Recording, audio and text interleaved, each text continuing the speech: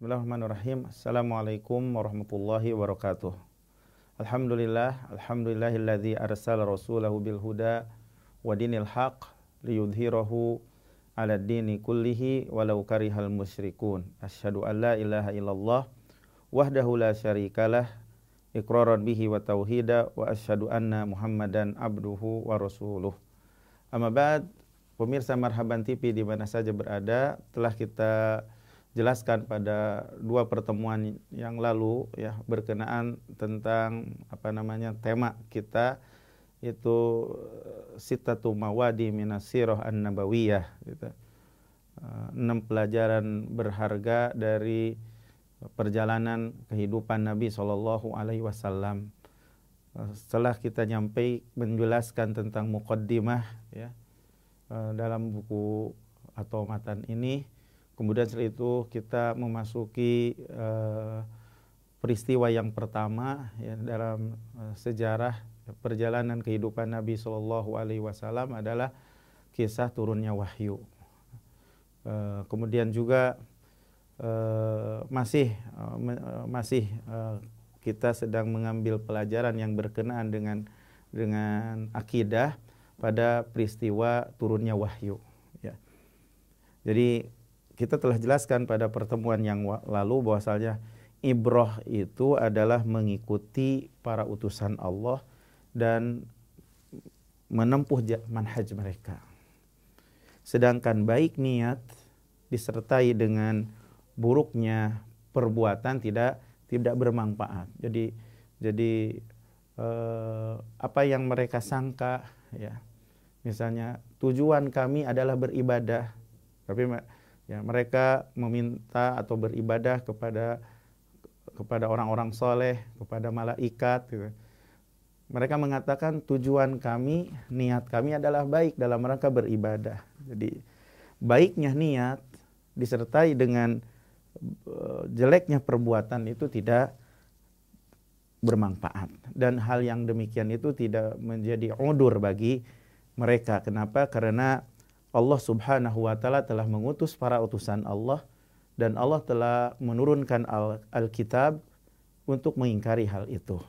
Itu yang telah kita jelaskan pada pertemuan yang lalu. Nah, kemudian Syekh Muhammad At-Tamimi rahimahullah berkata, fa awwalu ma amarallahu bihi al-indharu anhu qabla al-indhari aniz zina was-sariqati wa ghairihima. Maka yang pertama kali yang diperintahkan oleh Allah kepada Rasulullah pada wahyu pertama ketika diutusnya Rasulullah SAW sebagai utusan Allah Subhanahu wa ta'ala untuk mewanti-wanti dari perbuatan syirik. Ya. Allah berfirman, warruzza fahjur, dalam surat Al-Mudaththir ayat 5, dan berhala tinggalkanlah. Jadi itu yang pertama kali yang diperintahkan oleh Allah kepada Rasul untuk mewanti-wanti dari perbuatan syirik. Qablal indhari aniz zina was-sariqati wa ghairihima, sebelum mewanti-wanti atau sebelum mengingatkan dari perbuatan zina, mencuri dan selain keduanya. Jadi sebelum memerintahkan mengingatkan dari perbuatan zina, minum arak, makan riba, maka yang pertama kali diperintahkan kepada Nabi SAW agar meninggalkan kesyirikan. Warruzza fahjur, maka berhala hendaklah tinggalkan. Allah tidak mengatakan hendaklah beri peringatanlah mereka orang-orang musyrikin gitu. Berikanlah peringatan kepada mereka, wanti-wantilah mereka dari perbuatan dosa, zina, riba, dan keburukan-keburukan yang mereka lakukan. Nah, Allah tidak mengatakan demikian. Ya, Allah tidak memerintahkan kepada Rasulullah untuk mewanti-wanti kepada mereka yang melakukan perbuatan-perbuatan dosa dari perbuatan zina, riba dan keburukan-keburukan yang biasa mereka lakukan. Tapi yang pertama kali yang diperintahkan kepada Rasulullah Sallallahu Alaihi Wasallam adalah untuk mencegah atau melarang dari kesyirikan. Maka yang pertama kali yang diperintahkan kepada mereka itu untuk mentauhidkan Allah sebelum mereka diperintahkan untuk melaksanakan sholat, melaksanakan zakat, ibadah puasa dan haji. Kenapa? Karena tauhid adalah pondasi agama. Ya. Tidak ada manfaatnya sholat, tidak ada manfaatnya haji, tidak ada manfaatnya ibadah puasa, dan tidak ada manfaatnya amalan-amalan soleh lainnya jika tidak ada tauhid. Jika tidak ada tauhid. Ini yang bisa kita petik pelajaran pada peristiwa turunnya wahyu ya kepada Nabi Shallallahu Alaihi Wasallam yang berkenaan dengan akidah. Kemudian Syekh rahimahullah melanjutkan, wa arafta anna minhum man ta'allaqa 'alal asnam wa minhum man ta'allaqa 'alal malaikati wa 'alal awliya'i min bani Adam. Dan kau mengetahui bahwasanya di antara mereka ya, di antara mereka itu orang-orang jahiliyah, jadi bahwa ibadah-ibadah mereka itu berbeda-beda. Ada yang beribadah kepada berhala, kepada patung, atau mentergantungkan hatinya kepada patung, yaitu beribadah kepada patung. Dan di antara mereka ada orang yang beribadah yang ketergantungan hati mereka ya kepada malaikat, dan ada di antara mereka juga ya, kepada para wali ya dari kalangan Bani Adam. Jadi orang-orang jahiliyah, jadi ibadah mereka, sesembahan mereka itu berbeda-beda. Di antara mereka ada yang beribadah kepada malaikat, ada yang beribadah kepada orang soleh, ada pula di antara mereka yang beribadah kepada pohon-pohon dan batu-batu. Nabi SAW tidak membedakan antara mereka, tapi Nabi SAW melarang semuanya dan memerangi mereka semuanya. Jadi Nabi tidak membedakan antara orang yang mengibadahi malaikat, orang yang mengibadahi orang soleh, dan orang yang mengibadahi patung-patung. Semuanya sama. Ya, tidak ada perbedaannya antara orang yang beribadah kepada patung, orang yang beribadah kepada wali, atau hamba yang soleh. Nabi SAW menyamakannya, melarang semuanya, dan tidak membeda-bedakannya, dan diperangi oleh Nabi SAW semuanya. Walaupun keadaan orang jahiliyah itu berbeda-beda ibadah-ibadah mereka, sesembahan-sembahan mereka. Gitu. Nabi SAW menyamakan atau tidak membedakan di antara mereka semuanya. Ini pelajaran yang berharga dari yang kita bisa petik dari kisah turunnya wahyu, peristiwa turunnya wahyu kepada Nabi kita Muhammad sallallahu alaihi wasallam. Kemudian kata Syekh rahimahullah ya melanjutkan,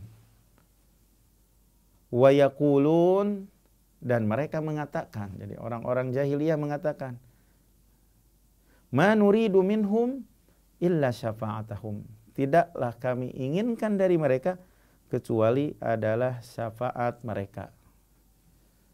Ma na'buduhum, tidaklah kami mengibadahi mereka. Itu kan menurut mereka, niat baik mereka. Ma na'buduhum, kami tidak beribadah kepada mereka. Illa liyuqarribuna ilallahi zulfa, kecuali tujuan kami adalah dalam rangka mendekatkan kami, dalam rangka beribadah kepada Allah gitu. Tujuan kami adalah mendekatkan diri kami kepada Allah sedekat-dekatnya. Bagus tujuannya, tapi perbuatannya buruk. Kalau syirik ya syirik, kufur ya kufur, walaupun niatnya baik. Maksiat ya maksiat, walaupun niatnya baik dalam perbuatan maksiat itu. Gitu. Allah tabaraka wa taala berfirman, wa yaquluna haula'i syufa'auna indallah. Mereka mengatakan mereka itu adalah syafaat-syafaat kami di sisi Allah, yang bisa memberikan syafaat kepada kami di sisi Allah. Itulah tujuan mereka, tujuan orang-orang jahiliyah. Mereka mendekatkan diri kepada Allah, ya. Mereka mendekatkan diri kepada Allah dengan mengibadahi mereka. Jadi mereka itu mendekatkan diri kepada Allah dengan mengibadahi mereka. Tidaklah tujuan mereka itu untuk menyekutukan. Jadi tujuan mereka itu tidak dalam rangka untuk menyekutukan. Tapi kata Syekh Shalih Fauzan hafizahullah, apabila keadaan perbuatan itu syirik dan kufur, maka tidak dilihat kepada tujuan. Maka tidak dilihat kepada tujuan. Apakah tujuannya baik atau tidak baik. Ya. Jadi, makanya tadi dikatakan bahwasanya baik niat disertai dengan buruknya perbuatan sama sekali tidak bermanfaat. Sama sekali tidak bermanfaat. Ya.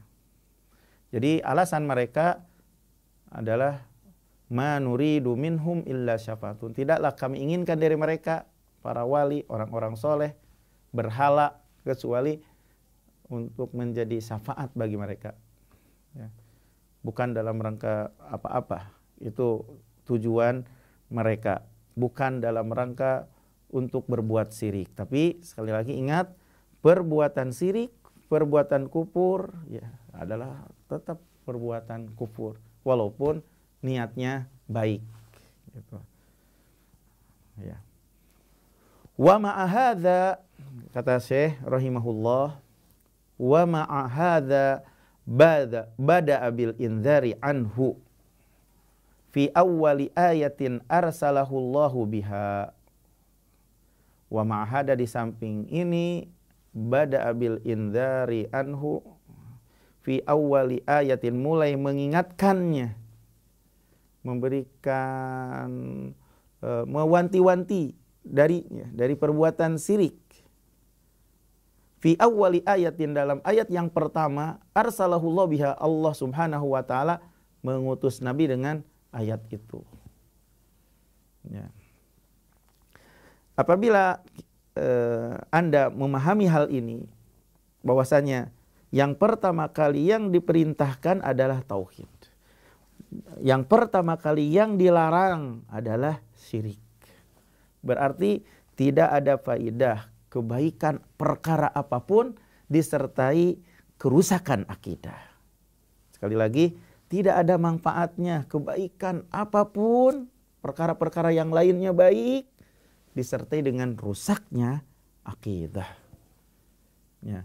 Makanya kata Syekh, fa in ahkamta hadhil mas'alah, jika kau memahami masalah ini, faya busyrok, alangkah bahagianya Anda. Jadi apabila Anda memahami masalah ini, maka alangkah bahagianya Anda mendapatkan ilmu yang bermanfaat. Jadi pemirsa Marhaban TV di mana saja berada, ini adalah masalah yang besar, tuntutan yang agung yang tidak diketahui oleh kebanyakan orang-orang yang menisbatkan kepada Islam pada hari ini. Makanya tatkala engkau bisa memahaminya, masalah ini, maka alangkah bahagianya engkau telah mendapatkan ilmu yang bermanfaat. Ya. Khususan, kata Syekh Muhammad At-Tamimi rahimahullah, khususan idza arafta anna ma ba'daha a'zamu minas salawatil khams. Terutama apabila engkau mengetahui bahwasanya tidak ada masalah ya, setelah ini, itu setelah tauhid yang lebih agung daripada sholat yang 5 waktu. Terutama apabila engkau memahami bahwasanya tidak ada setelah masalah ini, itu masalah tauhid yang paling agung, yang paling besar daripada sholat 5 waktu.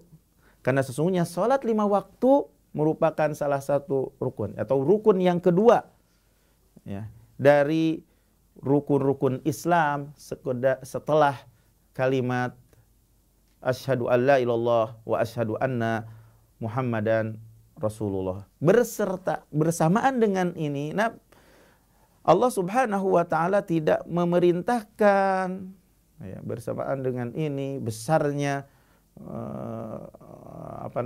salat yang 5 waktu ini, Allah tidak memerintahkan untuk melaksanakan salat 5 waktu kecuali sebelum berhijrah.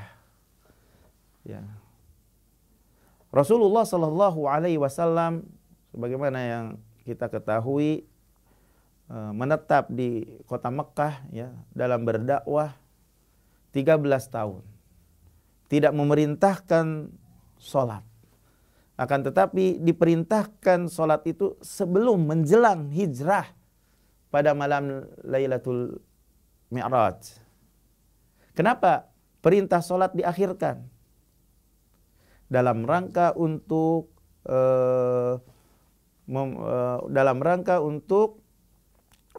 memfokuskan kepada tauhid.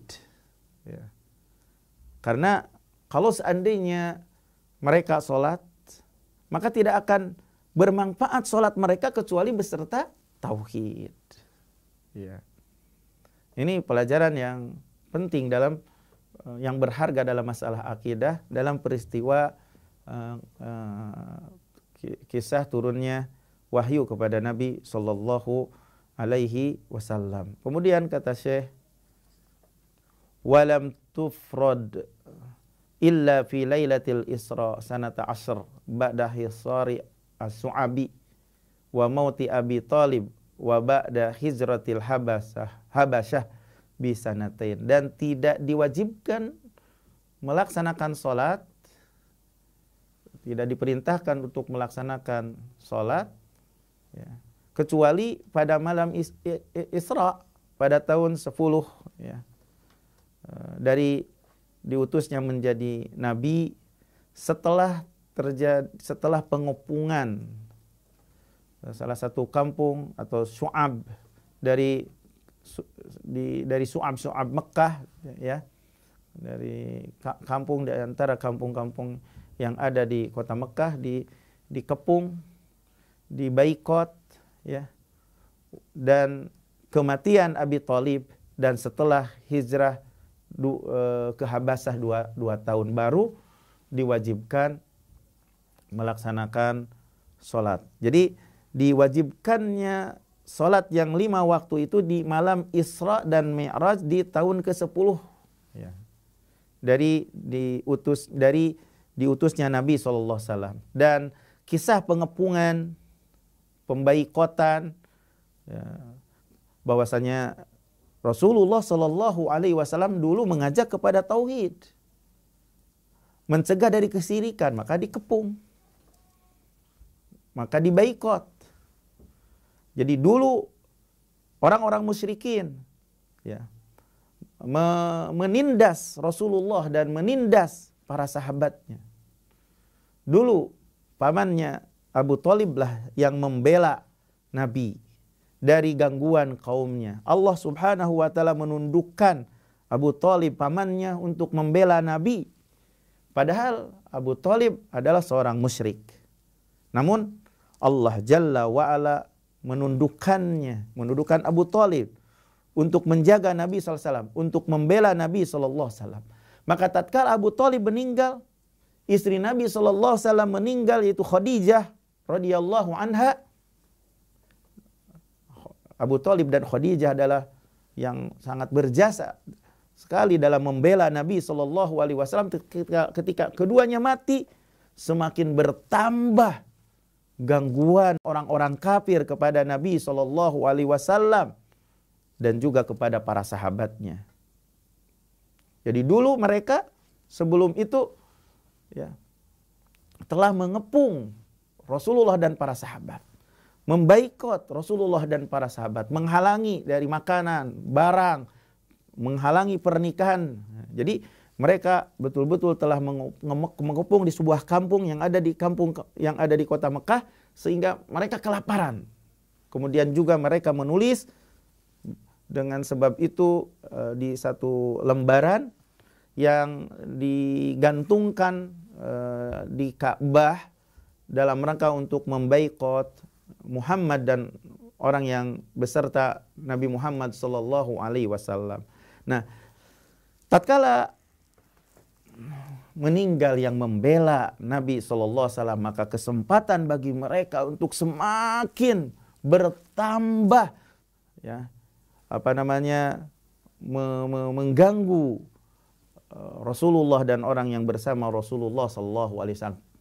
Pada saat seperti ini belum diperintahkan salat, ya, di masa ini belum diperintahkan untuk melaksanakan sholat. Karena kedudukannya adalah kedudukan pada saat ini adalah pembenahan akidah sebelum segala sesuatu.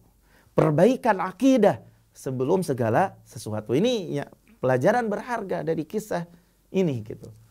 Jadi pembenahan akidah pada saat sekarang ini adalah bukan waktunya, belum untuk memerintahkan sholat. Karena saking pentingnya permasalahan akidah. Jadi pembenahan akidah sebelum segala sesuatu. Nah, tatkala semakin dahsyat gangguan mereka kepada Rasulullah SAW, ya,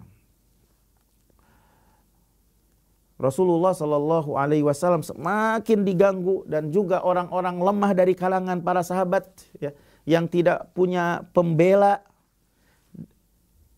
Allah Subhanahu wa taala memerintahkan mereka untuk berhijrah ke Ethiopia, ke Habsah. Karena di Habsah Ethiopia ada seorang raja yang bernama Najasyi, tidak mendolimi seorang pun yang ada di sisinya. Dia seorang Nasrani, orang Kristen pada waktu itu.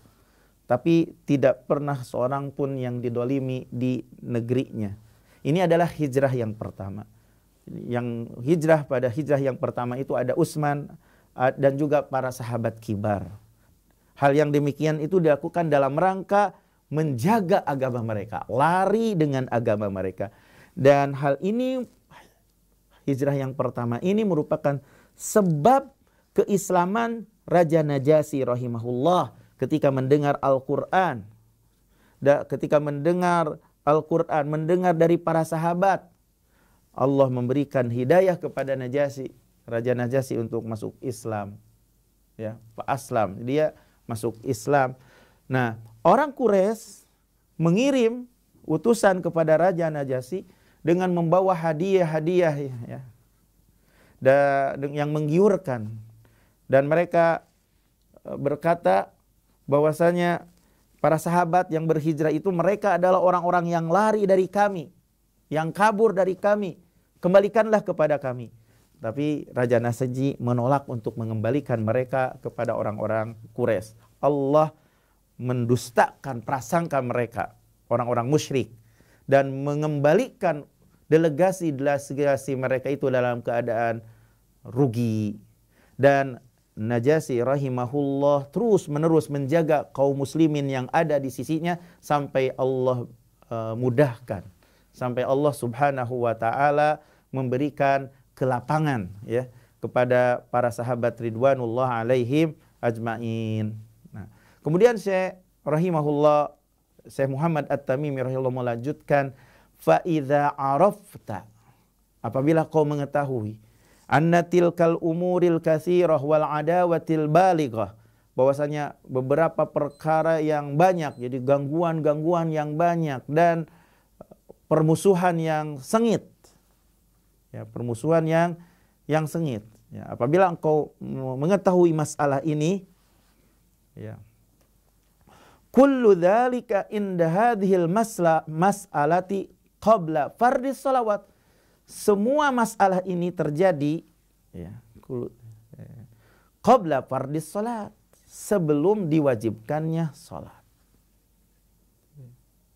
Jadi kenapa mereka diganggu, Rasulullah diganggu, para sahabat diganggu? Kita mesti pahami bahwasanya tidaklah Rasulullah diganggu, tidaklah Rasulullah SAW dimusuhi, tidaklah Rasulullah SAW dikepung, ya, Rasulullah dan para sahabatnya, kecuali karena memerintahkan untuk mentauhidkan Allah dan mencegah dari kesyirikan. Jadi semua itu, masalah ini terjadi sebelum diwajibkannya salat. Ya, jadi ini yang mesti kita pahami. Ya. Tatkala memerintahkan kepada tauhid, mencegah dari perbuatan syirik, maka Nabi SAW diganggu, Nabi dan para sahabatnya diganggu, disempitkan, dikepung, ya, disakiti. Ya. Jika misalnya tidak melakukan hal itu, kalau seandainya para sahabat Rasulullah toleran bersama orang-orang musyrikin, ya, jadi beribadah kepada Robnya, kepada Allah.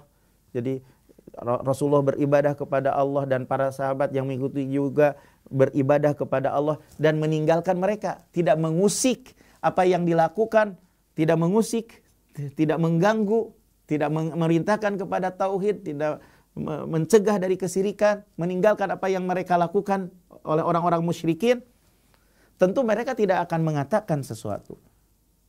Tentu mereka tidak akan mengganggu, tentu mereka tidak akan memusuhi, bahkan mereka akan bergembira dengan sebab ini toleran.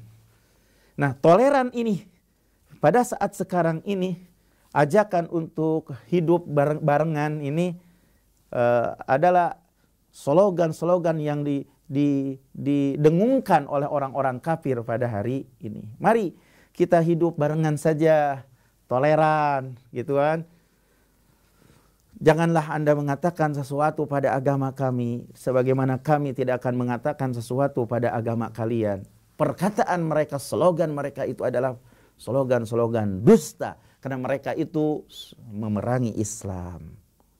Mereka mengatakan, kalian jangan mengatakan pada agama kami sedikit pun. Kami tidak akan mengatakan kepada agama kalian sedikit pun. Padahal mereka memerangi Islam, betul-betul memerangi Islam. Mereka membunuh kaum muslimin, mereka mengusir kaum muslimin, dan mereka mengatakan slogannya, mari hidup barengan, sama-sama saling toleran. Itu perkataan dusta. Jadi ikhwani wa akhwati yang dimuliakan Allah Subhanahu wa taala, pelajaran berharga yang bisa kita petik dari kisah peristiwa turunnya wahyu kepada Nabi sallallahu alaihi wasallam. Kalau seandainya bahwasanya Nabi sallallahu alaihi wasallam tidak mengajak kepada tauhid dan tidak melarang dari kesyirikan, tentu mereka tidak akan memusuhi Nabi sallallahu alaihi wasallam. Tentu mereka tidak akan menyakiti Nabi SAW. Tentu mereka tidak akan mengepung Nabi SAW. Tentu mereka tidak akan mengusir Nabi SAW. Karena Nabi SAW mengajak kepada tauhid, melarang dari kesyirikan.